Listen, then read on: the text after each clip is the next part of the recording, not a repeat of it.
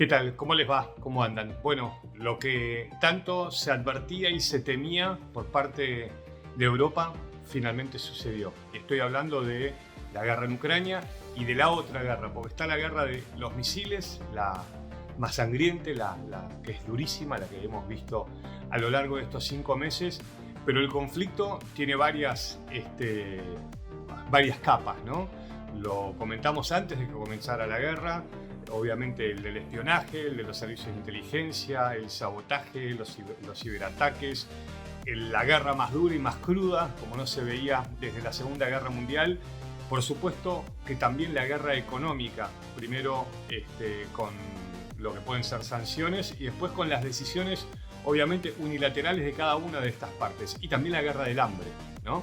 Que lo hemos visto en estos días con, en principio, la firma de un acuerdo para que las millones de toneladas de granos de Ucrania salgan por el puerto de Odesa en el sur de Ucrania para principalmente África y Medio Oriente, donde millones de personas lo están esperando desde hace mucho con el temor a que cientos de millones de personas pasen mucha hambre si esos granos no salen. Y bueno, más allá de que se firmó, en una guerra muchas veces lo que se firma con la mano se borra con el codo, ¿no? Y eso es lo que pasó en estos días, porque el puerto de Odesa fue bombardeado por los rusos. Los rusos dicen, bueno, eso no va a afectar la salida de los granos, pero la realidad es que se complica. Pero de lo que les quería hablar ahora, y tiene que ver con lo que está pasando ya en estos momentos, tiene que ver con la decisión de Rusia de frenar la entrada de gas a Europa. Europa consumía el 40% del gas que necesitaba, que le mandaba a Rusia, principalmente por un gasoducto, el Stream 1. El Stream 2 se había hecho, pero como consecuencia de la guerra, Alemania decidió no continuar y ese grifo nunca se abrió. El Stream 1, del que Europa necesita y mucho, principalmente Alemania, entre otros países, ahora han decidido, los rusos están diciendo que por un tema técnico van a suministrar el 20% del gas que le estaban dando a Europa, ¿no? Alemania dice que en realidad no hay ningún tema técnico que frene el envío de gas ruso y que están usando el gas como un arma de guerra, ¿no? Acá por eso el tema que les da la explicación de los distintos niveles de este conflicto. Y si bien el gas se necesita tanto para el verano, pero mucho más obviamente para lo que viene, ¿no? Para ese invierno que temen va a ser muy duro para Europa y seguramente va a tener un efecto en lo económico, y la pregunta es si también va a tener un efecto en lo social, en las crisis sociales que ya se están dando en Europa como consecuencia de la inflación y lo social que pega en lo político, las diferentes crisis políticas que estamos viendo en Europa.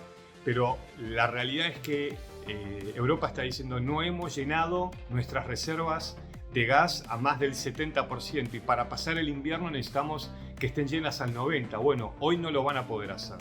Entonces lo que han decidido los europeos, en principio no es obligatorio, pero es reducir un 15% el consumo de gas. Es decir, ya están previendo lo que va a venir, ya están viendo que el gas ruso no va a ir como se pensaba, o en todo caso está pasando lo que se temía. Europa no estaría contando con el gas ruso y esto va a generar obviamente un impacto.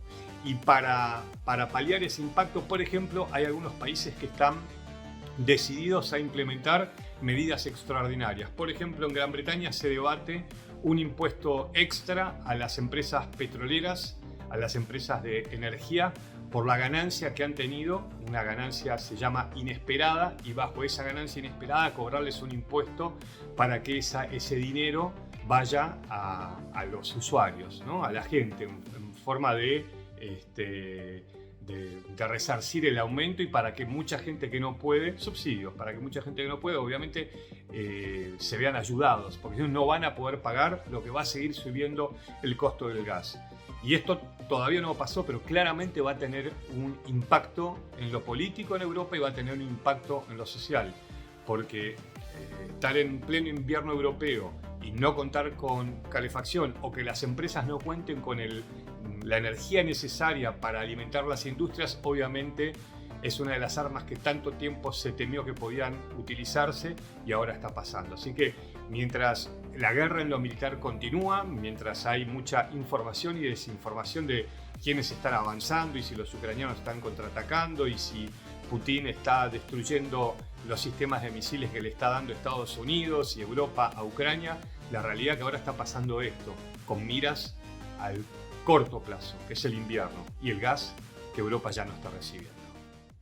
Chao, hasta luego.